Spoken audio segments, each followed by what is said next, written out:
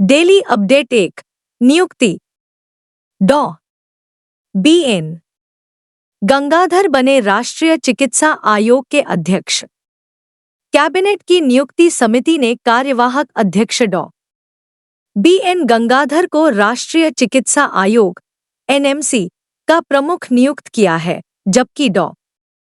संजय बिहारी को medical assessment and rating board के अध्यक्ष के रूप में नियुक्त किया है। निम्हांस के पूर्व निदेशक डॉ.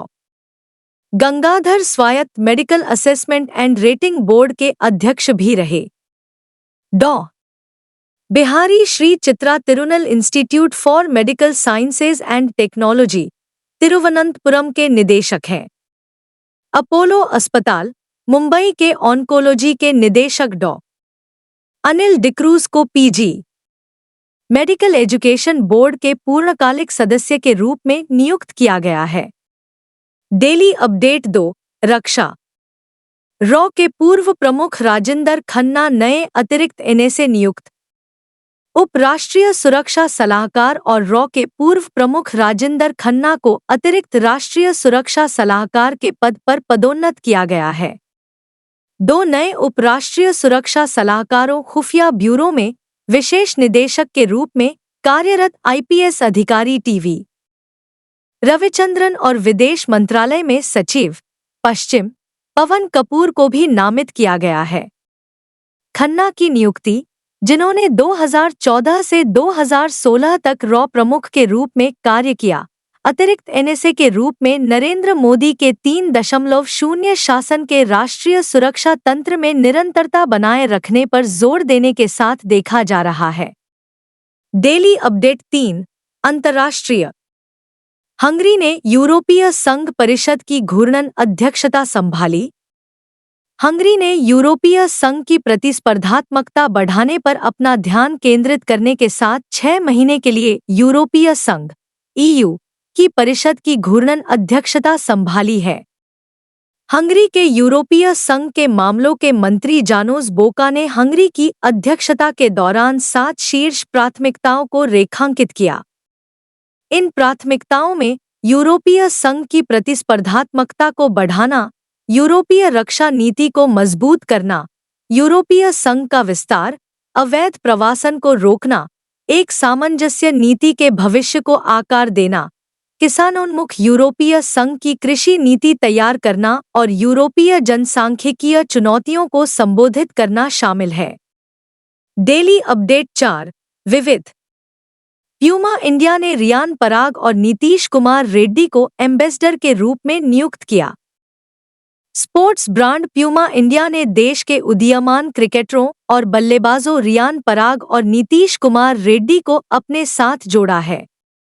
गुवाहाटी के 22 वर्षीय दाएं हाथ के बल्लेबाज रियान पराग हाल ही में क्रिकेट लीग में अनकैप्ड खिलाड़ियों में सबसे अधिक रन बनाने वाले खिलाड़ी हैं और 2018 अंडर-19 क्रिकेट विश्व कप में विजयी भारतीय अंडर-19 टीम का हिस्सा थे। इसी तरह आंध्र प्रदेश के 21 वर्षीय ऑलराउंडर नीतीश कुमार रेड्डी हाल ही में क्रिकेट लीग में इमर्जिंग प्लेयर का खिताब अर्जित करने के लिए सुर्खियां बटोर रहे हैं। Daily update 5। निधन। दिग्गज अभिनेत्री स्मृति बिस्वास का 100 साल की उम्र में निधन। हिंदी, मराठी और बंगाली फिल्मों में काम कर चुकी दिग्गज अभिनेत्री स्मृति बिस्वास का महाराष्ट्र के नासिक शहर में उनके आवास पर निधन हो गया है। उन्होंने एक बाल कलाकार के रूप में अपना करियर शुरू किया और गुरु दत्त, वी. शांताराम, मृणाल सेन, बिमल रॉय, बी.आर. चोपड़ा और राज कपूर जैसे उल्लेखनीय फिल्म निर्माताओं की फिल्मों में अभिनय किया। बिस्वास ने विभिन्न फिल्मों में देव आनंद, किशोर कुमार और बलराज साहनी जैसे अभिनेताओं के साथ सहअभिनय किया। उन्होंने बंगाली फिल्म संध्या 1930 से फिल्मों की दुनिया में डेब्यू किया। मॉडल गर्ल 1960 उनकी आखिरी हिंदी फिल्म थी। बिस्वास ने फिल्म निर्माता एस.डी. नारंग से शादी करने के बाद अभिनय छोड़ दिया था। Daily update 6। योजनाएं और समिति। केंद्रीय मंत्री जी किशन रेड्डी ने निर्माण पोर्टल लॉन्च किया। केंद्रीय मंत्री जी किशन रेड्डी ने नई दिल्ली में राष्ट्रीय सिविल सेवा परीक्षा के मुख्य परीक्षा के उम्मीदवारों को पुरस्कृत करने की उत्कृष्ट पहल निर्माण पोर्टल का शुभारंभ किया, जिसका उद्देश्य यूपीएससी परीक्षा के योग्य उम्मीदवारों को 1 लाख रुपए की पेशकश करना है। केंद्र द्वारा जारी अधिसूचना के अनुसार यह पहल मिशन कर्मयोगी के साथ जुड़ी हुई है और कोल इंडिया लिमिटेड द्वारा अपनी सीएसआर पहल कॉरपोरेट सामाजिक जिम्मेदारी के हिस्से के रूप में संचालित है। रेड्डी ने एक्स पर एक पोस्ट में कहा, पोर्टल यह सुनिश्चित करेगा कि चयन में पारदर्शिता आए और लाभार्थी को प्रत्यक्ष लाभ मिले। डेली अपडेट 7 विज्ञान और प्रौद्योगिकी। इसरो के आदित्य L1 ने पहली हेलो कक्षा पूरी की।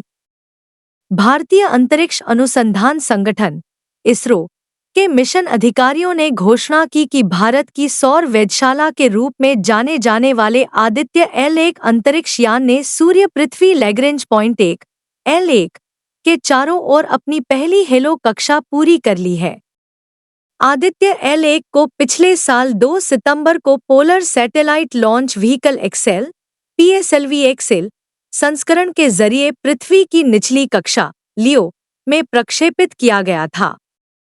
सूर्य पृथ्वी L1 वह बिंदु है जहां 2 बड़े पिंडों सूर्य और पृथ्वी का गुरुत्वाकर्षण खिंचाव बराबर होता है और इसलिए अंतरिक्ष यान उनमें से किसी एक के गुरुत्वाकर्षण की ओर नहीं जाता है। डेली अपडेट 8 खेल। जॉर्डन में अंडर 23 एशियाई कुश्ती चैंपियनशिप में भारत का दबदबा।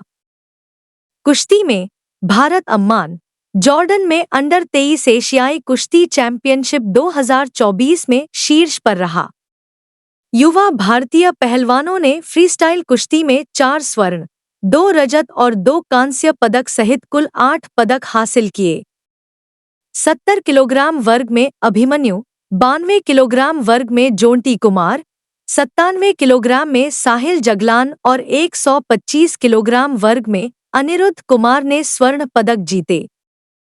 65 किलोग्राम में रोहित और 74 किलोग्राम में जयदीप ने रजत पदक के साथ योगदान दिया, जबकि कांस्य पदक शुभम ने 57 किलोग्राम और अमित ने 79 किलोग्राम में हासिल किए। डेली अपडेट 9 राज्य। उड़ीसा उच्च न्यायालय के न्यायमूर्ति सारंगी अब झारखंड उच्च न्यायालय के मुख्य न्यायाधीश। उड़ीसा उच्च न्यायालय के वरिष्ठतम न्यायाधीश न्यायमूर्ति BR सारंगी को झारखंड उच्च न्यायालय का मुख्य न्यायाधीश नियुक्त किया गया है। वह 5 जुलाई को शपथ लेंगे।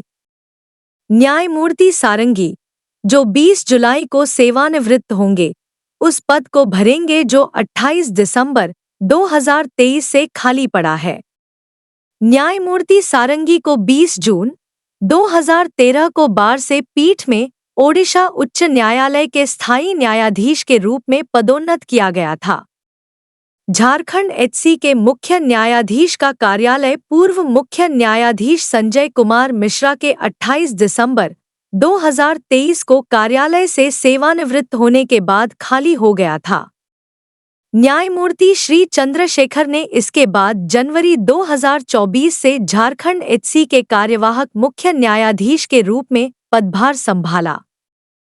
डेली अपडेट 10 शिखर सम्मेलन और सम्मेलन।